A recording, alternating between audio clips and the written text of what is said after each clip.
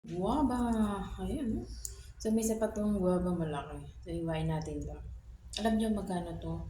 85 dalawa siya guys, pero nakalagay dun siguro 39 lang isa o per kilo. So, dalawa lang yung nakuha ko kaya ano siya guys, ano siya, 85. So, malaki din yung isa. Kainin natin 'tong guava guys. Sarap guys.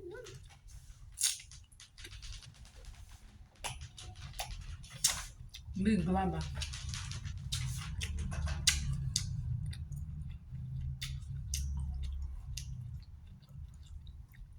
So, paano natin si Croc ng guava?